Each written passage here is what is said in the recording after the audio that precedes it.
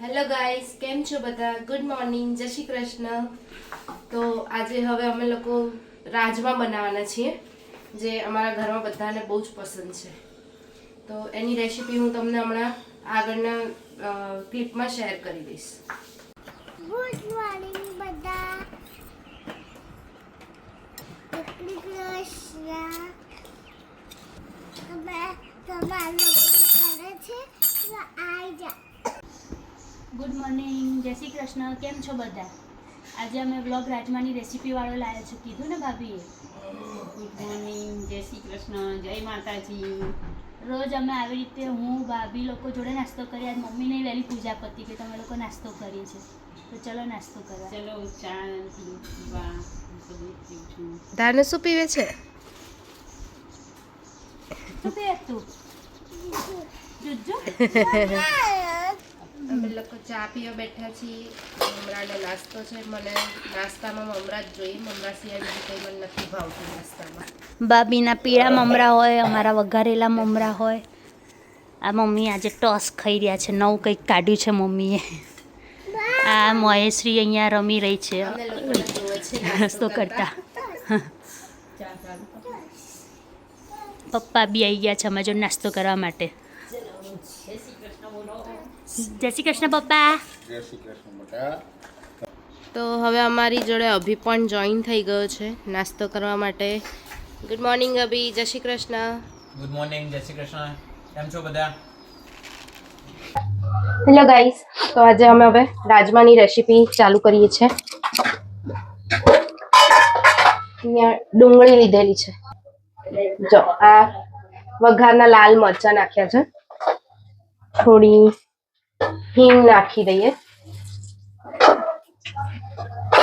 Gas ના થાય ને એટલે હિંગ તો નાખવી જ પડે. હા, અને આ ડુંગળી સમારેલી છે. મેં 7 થી 8 ડુંગળી લીધેલી છે. એ ડુંગળી આપણે નાખી દઈશું. હવે ડુંગળીને બ્રાઉન ના થાય ને ત્યાં સુધી સાતળવાની.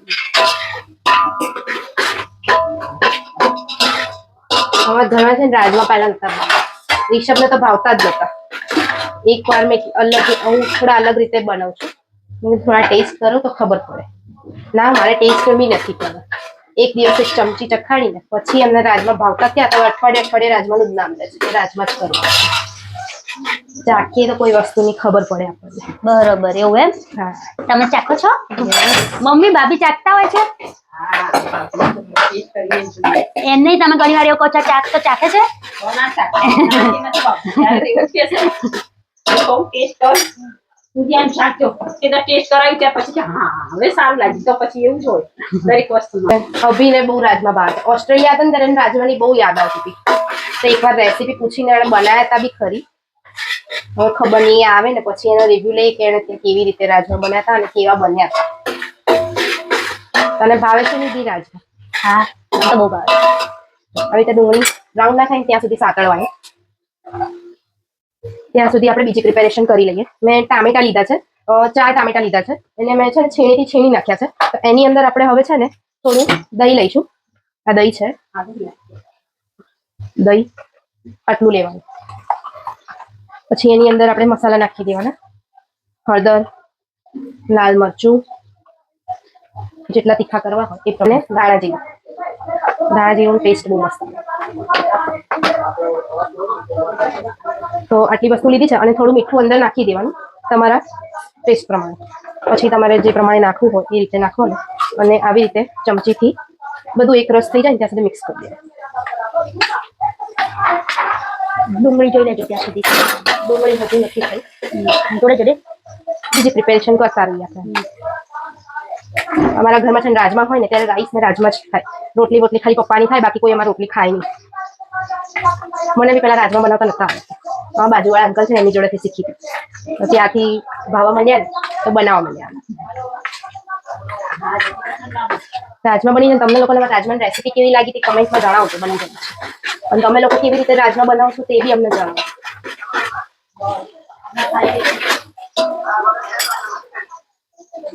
આવી રીતે બધું મિક્સ કરી દીધું છે ને અને પછી નાખવાનું. ડુંગળી આપણી થોડી થોડી ચડવાઈ છે એટલે ભેગું આપણે આદુ લસણ અને મરચાંની મેં કચરી નાખ્યા છે તો એને આપણે નાખી દઈશું. લસણ આપણે વધારે લેવાનું તો ટેસ્ટ તમારે સારો આવશે.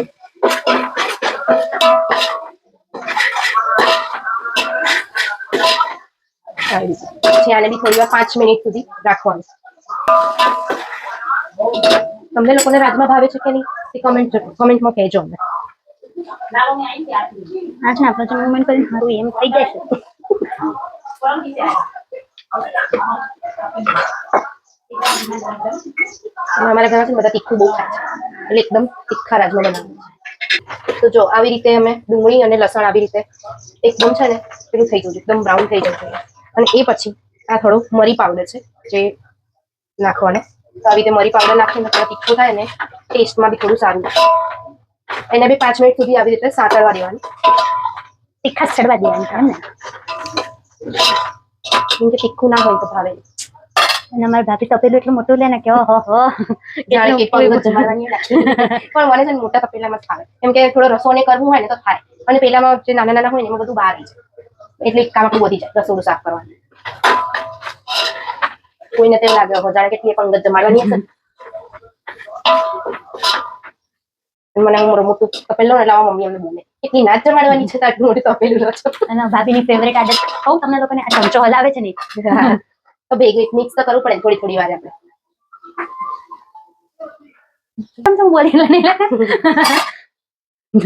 મિક્સ તો કરો પણ નીચે ચોંટી જાય તો પછી ટેસ્ટ લાગે તો ઘરવાળા જ બૂમો પાડે કે આજે કેવા બનાવ્યા છે એટલે થોડું પછી હલા કરવું. તો હવે આને આપણે 5 મિનિટ થઈ ગઈ છે તો હવે આપણે જે આ ડુંગળી ટામેટા ને એની પ્યુરી કરી હતી એની આપણે નાખી દઈએ અંદર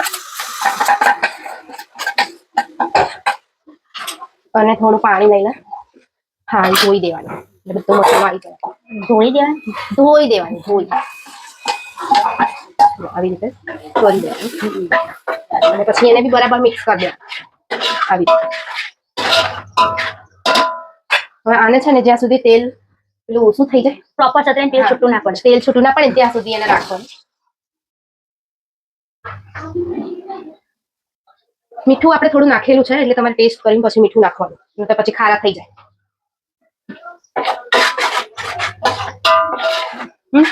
જો આ પેલું તેલ છૂટું પડી ગયું એટલે મેં રાજમા નાખ્યા છે કુકર ધોઈને બી પાણી સાથે નાખી દીધું.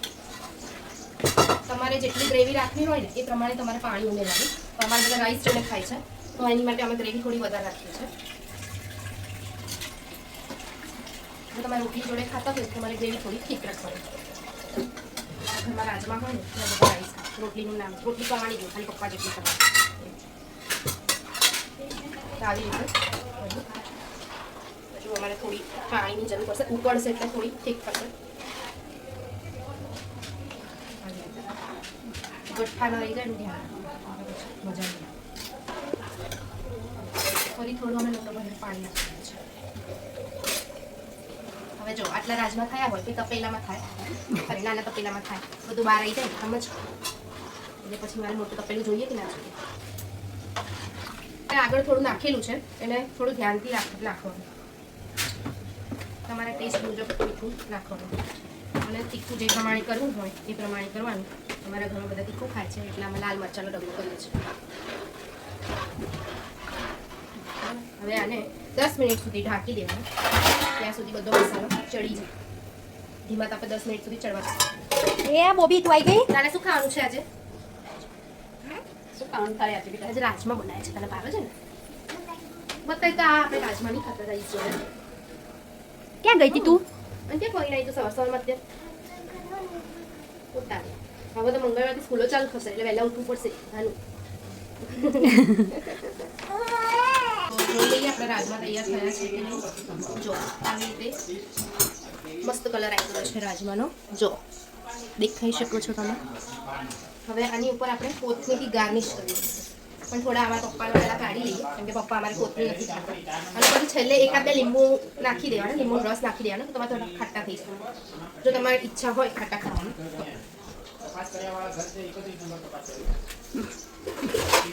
હું ફરી તો કટોડીને માથે થોડો ફોન અડી ગયો કેવું જોવા લાગી. અમે પપ્પાના કાઢી લઈએ છીએ રાજમા.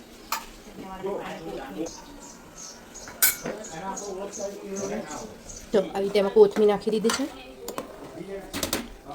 તો અમારી રાજમાની રેસીપી તમને કેવી લાગી તે અમને કમેન્ટ ડાઉન કરજો. રાજમા કેવા બન્યા છે બધાનો ઓપિનિયન લઈ લઈએ. અભી રાજમા કેવા બન્યા છે? જોરદાર ટકાટક. જો આ રિષભ રાજમા ખાય છે. રિષભ કેવા બન્યા છે રાજમા? બહુ મસ્ત બન્યા. મસ્ત બન્યા છે. દાંશુ રાજમા ભાયા કેવા બન્યા છે? મસ્ત બન્યા છે. અરે વાહ. નિધિ રાજમા કેવા લાગ્યા? તીખા થયા છે? જો મમ્મી હજી થોડો મરી મમ્મી. મસાલો થોડોક વધારે નાખવાનો હતો તો વધારે કેવા છે મજા આવે. રાજમા? વધારે સ્પાઈસી થાય. જોરદાર બન્યા આવે છે ને તમને? હા મરી મસાલા બહુ ના નખાય મરી મસાલો ન નાખ્યો તો તો પેટમાં વધારે પછી ગેસ થઈ જાય ને તો રાતે સોડા પીવાનો વારો આવે. હજી થોડા સ્પાઈસી કરો તો વધારે મજા આવે. આટલા સ્પાઈસી બહુ છે. ઓવરઓલ બહુ મસ્ત. ભાઈ સાચું કે રાજમા કેવા લાગે? સાચું હો. ઠીક ખરાબ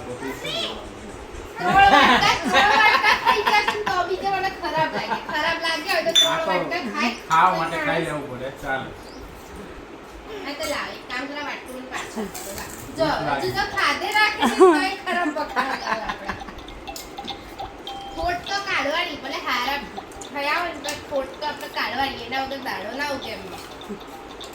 અભી કેવા લાગ્યું ઇન્ડિયાના રાજમા ખાઈને તમને?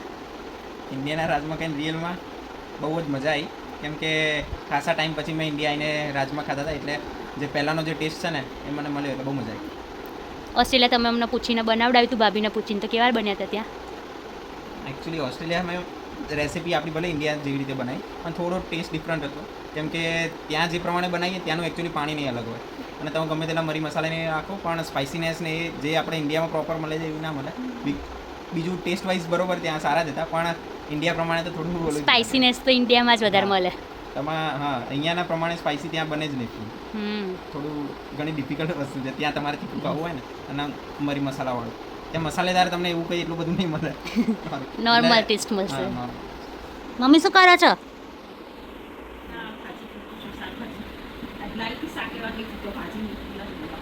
કઈ ભાજી? પાલકની? અચ્છા. આજ જોરદાર વાવાઝોડું આવ્યું હતું ને? હા આજે તો ઉડી જાય એવું હતું વાવાઝોડું. અમે તો બહાર ગયા દાનું સ્ટેન્ડ ઉડી જાય લેવા તો સ્ટેન્ડ ઉડી ગયેલું ને કેટલું બાંધીને રાખ્યું ત્યારે સ્ટેન્ડ અમે ઉડી જઈએ એટલું હતું. હા. શ્રી કૃષ્ણ બધાને જય માતાજી. જય શ્રી કૃષ્ણ બધાને. જય માતાજી. બપોરે તો વ્લોગ ઉતારવાનું ભૂલી ગયા હતા તો ડાયરેક્ટ રાત્રે ઉતારીએ છીએ. આ રાતની ક્લિપ જો અમારા ધાનુબેન રમી રહ્યા છે, અહીંયા મહેશ્રીબેન ઊંધા પડ્યા છે, એમની મમ્મી જોડે રમી રહ્યા છે. ભાભી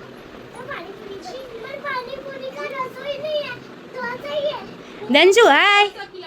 દાનુ જય શ્રી કૃષ્ણ. લાઈક કરજો, શેર કરજો અને સબસ્ક્રાઇબ કરજો. તો તમને લોકોને આજનો અમારો વ્લોગ કેવો લાગ્યો તે કમેન્ટમાં કહેજો. અને અમારી ચેનલને સબસ્ક્રાઇબ કરી દેજો અને અમારા વિડીયોને આગળ શેર કરતા રહેજો. તો મળીએ પાછા કંઈક આવા નવા વ્લોગ સાથે.